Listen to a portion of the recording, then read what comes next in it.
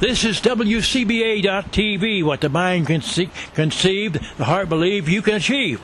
Colonel Poole speaking here in East Ellijay, Georgia, 75 miles north of Atlanta. And I have a special guest today named Mike Cox. Hello, Mike. Hey, Colonel. How are you, sir? I am on top of the world. I'm in outer space, traveling at 26,000 miles per hour. I turn around the whole circle every day. I meet You're a man after my heart. I meet the sun, and I tell the sun goodbye in the evening. That's right. It's wonderful to have you here, Mike. Where do you live? Right in Kusawati, up here in Ellijay, sir. You are a fellow citizen here in Gilmer County. Yes, sir, I am. Yep. And your wife right over here in a small business with you. Yes, sir. A solar business. Yes, sir. Uh-huh. And you're about 51 years... 53. 53 years of age. I'll take 51. All right. Folks, we're having a ball out here. I hope you're having a... You wonder what in the world's on this side of the microphone. Well, I wonder myself. And you might hear some traffic noise in the background, but that won't hurt us. Just be aware that we're out here on Highway 515 in East Ellijay, and we're under the canopig. This is a famous canopig. Canopig. Oh, there won't be a C-130, I think. I used to fly on those. All right. You were in the military. Yes, sir. Air Force. Yes, sir. Air Force. Mm-hmm. What's the theme song? Up and away. Yeah, up and away. Somebody was just up and away, going over our heads. You heard that. Heading on back to Dobbins. Yes. You were in the Air Force for 21 years. Yes, sir. And what was your doings there? I was a military logistician. I moved cargo for the military, whether by aircraft, by sea, or by rail, or by truck. And where are you from? I'm originally from upstate New York, sir. Upstate New York. Yes, sir. You know, the listener might not know, I lived in western New York for 3 years near Batavia at a small town, village they call it, Oakville. Beautiful up there. It is so good to have you on this program today, and you're wondering what we're all about. WCBA.TV. Yes, sir. Well, we have a mutual friend named Grace. You know, I still can't call her last name. Yes, I can. Flanster. Grace Flanster as my webmaster, and she has a store over here named Going Postal. Give her credit. Now, you've been involved in inventions, lights, and for airplanes and things. Yes, sir. We started, I was a military contractor over in Bosnia. I was over there during the war, and then... in Bosnia? Yes, sir, in Sarajevo. I ran the air bridge that kept Sarajevo alive from Zagreb, Croatia, and we launched Italians, French, American aircraft every day, all day long for, well, I was there 6 months, and it went on for several years, back and forth, hauling everything from wood, food, plastic bags. You mentioned to me earlier today about solar energy. Mm-hmm. Well, I mean, not solar, but Austria had some kind of energy from wood. Syngas. Yeah, syngas. And S-Y-N. Yes, sir, S-Y-N. And we're doing a podcast with a guy named Ben at Victory Gas Works. He is a young guy that looked into the history of Austria during World War II, and since they couldn't get gas under Hitler, what they did was they came up with a way to run internal combustion engines off of wood. And it's a dual chamber where you have a fire in the bottom, and the wood chips go on the top, and the heat makes the wood chips not burn, but give off a gas that is combustible, that'll run any internal combustion engine. Old technology is coming back to the forefront again. Old technology? I never heard of that. Yeah, syngas. You know, old windmills coming back. Old windmills are coming back. Yep. They used to milk cows by windmills. Yeah, and pump water by windmills. But now we can make electricity to store in a battery bank for a home and invert it from 12 volt to 110. Now, Mike, are you a conservative? No, sir. I'm a libertarian. Libertarian? Yes, sir. Well, that's all right. You can be right at home. I'm a conservative libertarian. Okay. Hey, got me. Yep. I've got a new book out. Don't call me Democrat. Don't call me Republican. Don't call me libertarian. Although I have voted libertarian, but please call me a statesman. And I said by Colonel Oscar Poole, a conservative. What about the direction of this country? How do you feel about the direction, the way we're going, the direction in which our nation is headed? Well, right now, I personally feel that we're a ship without a rudder right now. We have no leadership in this country. None. You know, in one of my books, I said we're in uncharted waters. Yes, I agree. And we're in dangerous uncharted waters that are shark infested.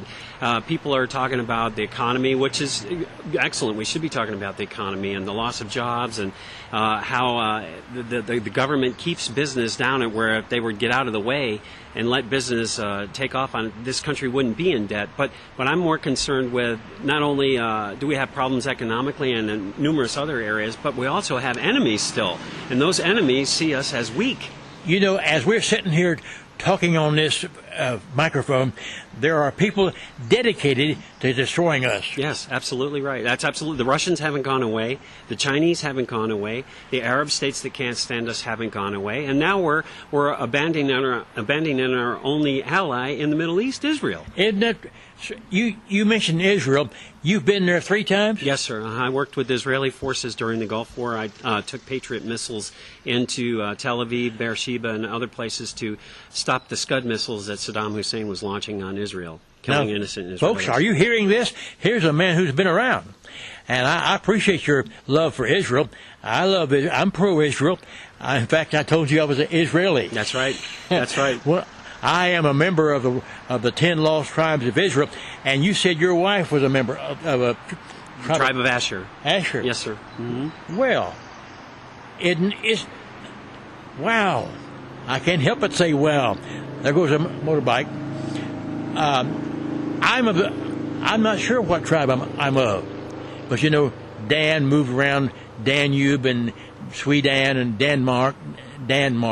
That's not Denmark. We call it Denmark, but it's Denmark. We're a part of the lost tribes of Israel. Now, I know somehow within myself I am. That gives me a peculiar relationship with your wife. That's right. That's right. And your wife's name Lynn? Yes. That's correct. Yes, hope she. I haven't met her yet. I don't believe. No, I'm sure you will. We'll be in here sucking down some of your barbecue. Well,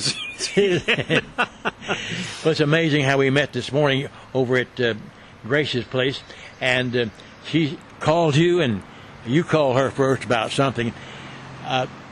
Let's promote your website. What is your website? Our website is survivalsolarsystems.com. Survivalsolarsystems.com. 3 words. Mm-hmm. Survival Solar Systems.com. Yes, sir.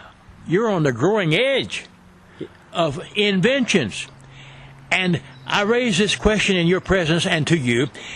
What if the government got off our backs, like Grover Norquist wrote in his book, Leave Us Alone, whom I know personally there in Washington, D.C., president of ATR. What if the government got off our backs and let free enterprise and capitalism do its thing? Well, we wouldn't have the problems that we have now because the American entrepreneurial spirit has not died. Amen. It has not died, and it will not die. And the government, by holding down the American people, its necessity is the mother of invention, and that's why all these new inventions are coming out. They call it getting off the grid. That's how I got interested in solar, because I don't trust the government. I don't want the government to provide for me. I want to provide for my family by myself. So I've created my own way to make energy. Mike, you are preaching to the choir, and I appreciate what you're saying, and I appreciate you for being here to say that. And I hope the listeners are digesting all this information. Now, your website again is Survival Solar Systems. Solar Systems. Systems.com. .com, yes, sir. You know, I'm saying it several times. I want people to see your website and to get acquainted with you. This is Mike Cox from right here in Gilmer County, Georgia. Solar energy, I've written a little bit about that. Tell us a little more about that. Solar energy basically takes the power of the sun, creates it into 110 volts, or 12 volts, 12 volts, and people will say, well, my house is powered by solar. Well, no, it's not.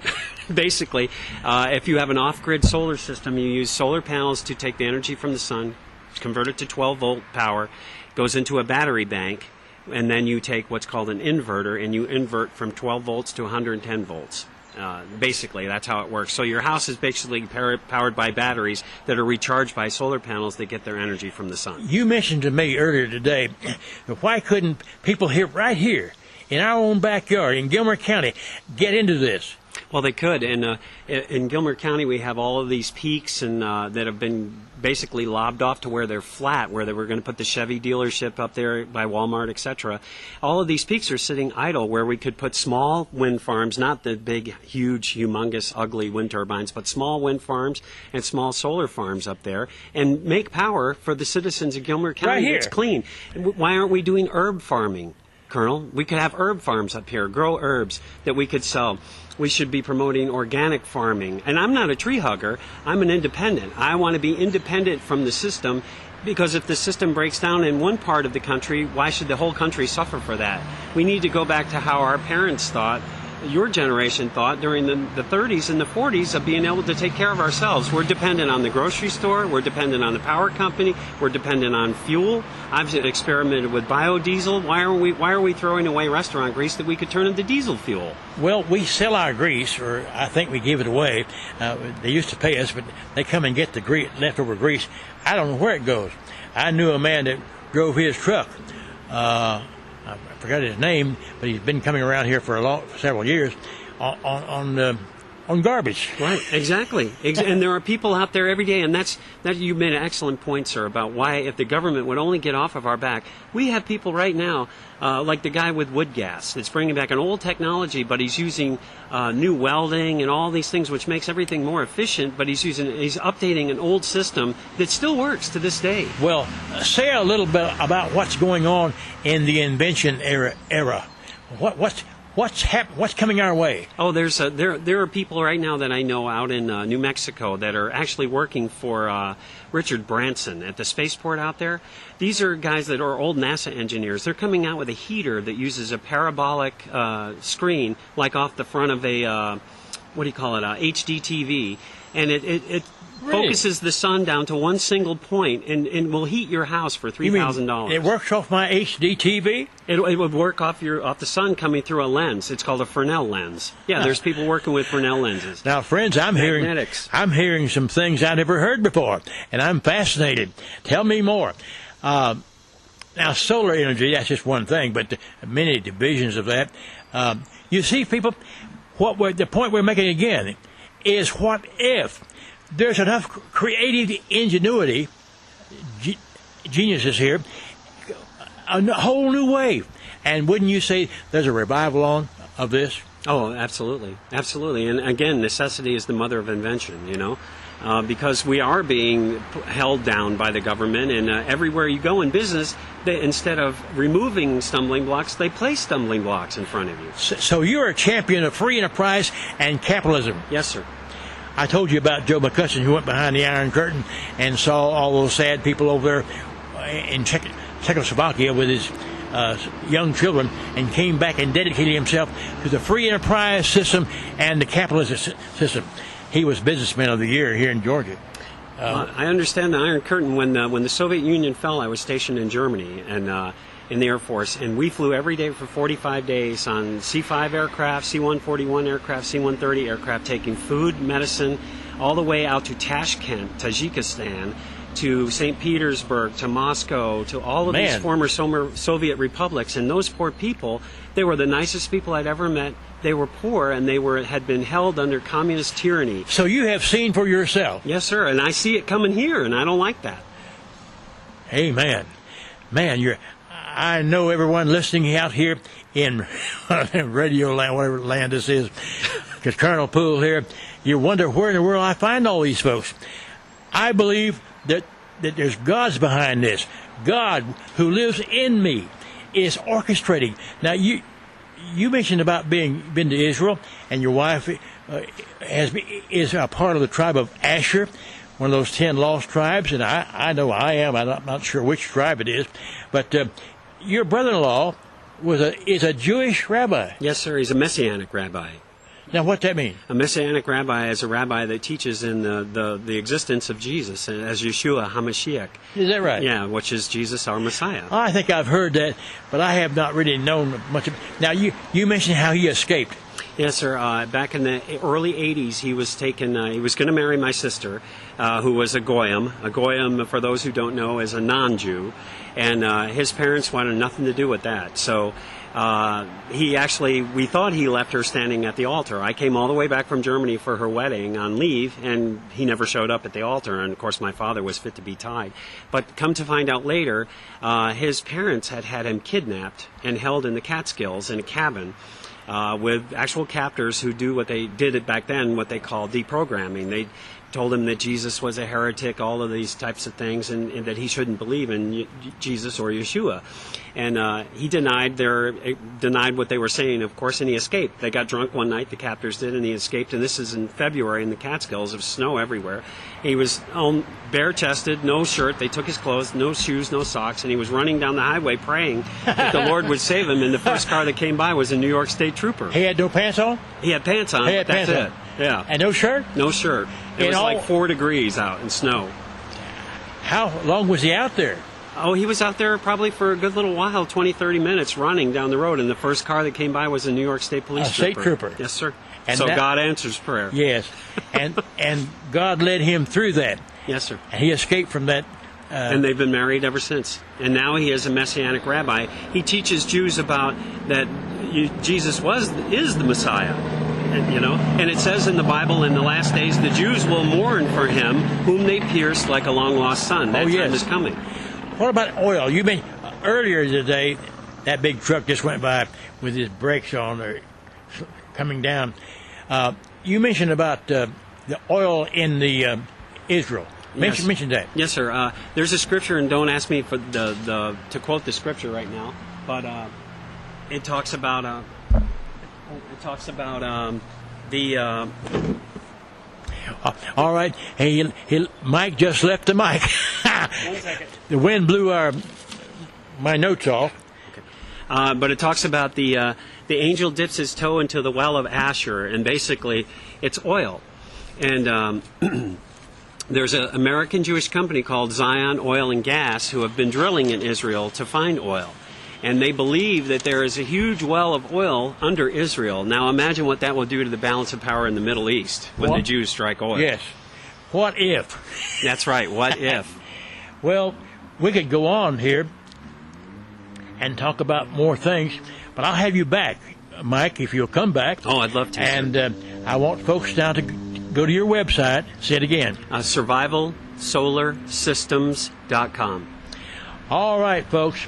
You've been listening to Mike Cox right here in East Alizé, Georgia, a fellow resident. You have been listening to WCBA.TV. What the mind can conceive, the heart believe, you can achieve. This is Colonel Poole speaking, and this is a WCBA.TV production.